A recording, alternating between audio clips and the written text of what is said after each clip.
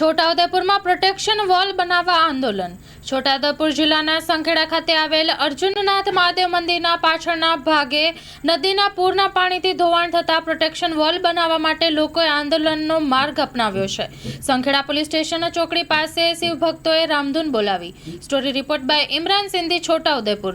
અમે આજની તારીખમાં સંખેડા 4 રસ્તા ઉપર શિવધૂન રાખેલી હતી તંત્રને જગાડવા માટે। અમારું અર્જુનનાથ મહાદેવ મંદિર છે બહુ પૌરાણિક છે અને એને પાછળ સંરક્ષણ દિવાલની ખાસ જરૂર છે અને દિવાલ ના બને તો મંદિર ધરાશાય થઈ જવું છે।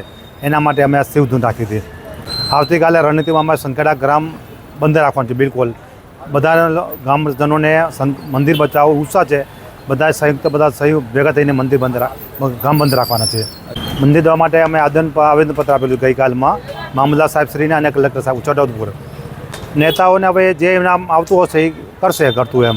અમારી એક ઈચ્છા છે કે નેતાઓને આ આવેદનપત્ર આપવાથી કે આ રામધૂન કરવાથી સંખેડા બંધ રાખવાથી એ લોકોને નિંદ્રામાં જાગે એમ। આ મંદિર આપણે દેખી રહ્યા છો, આ નકુલેશ્વર મહાદેવનું જે મંદિર હતું એ પાણીના પ્રવાહમાં ધસમસતા પ્રવાહમાં વહી ગયું। આજ દિન સુધી અમને 2.5 વર્ષ વીત્યા છતાં શિવલિંગ મળ્યું નથી। એ જ પરિસ્થિતિ અમને અર્જુનનાથ મહાદેવની આવીને ઊભું છે। મંદિર ગમે ત્યારે ઢસડી પડે એ સ્થિતિમાં છે। અમે સરકારને એટલું કહેવા માગે છે કે અમને દિવાલ બનાવી આપો। 2.5 વર્ષથી ઉપરાંત રજૂઆત મુખ્યમંત્રીને રજૂઆત હાજરીમાં કરી હતી, પરંતુ આજ દિન સુધી એનું નિરાકરણ આવ્યું નથી। અને અમે સરકારને એટલું કહેવા માગે છે કે અમારા ધારાસભ્ય છે, આ દિવાલ ન બનવાના મુખ્ય 2 જ કારણ હોઈ શકે। કાં તો સરકાર અમારું સાંભળતી નથી, કાં તો અમારો પ્રતિનિધિ જે ચૂંટીને અમે મોકલ્યો છે એ પ્રતિનિધિ અમારો અવાજ બની શકતો નથી। અમને ખેદ છે કે અમે ખોબલે મત આપીને આવા પ્રતિનિધિઓને ચૂંટીને મોકલીએ છીએ, પણ અમારો અવાજ બની શકતા ના હોય તો આવા પ્રતિનિધિઓની અમને કોઈ જરૂર નથી। આવતીકાલે અમે સંખેડા ગામ સદંતર બંધ કરવાના છે।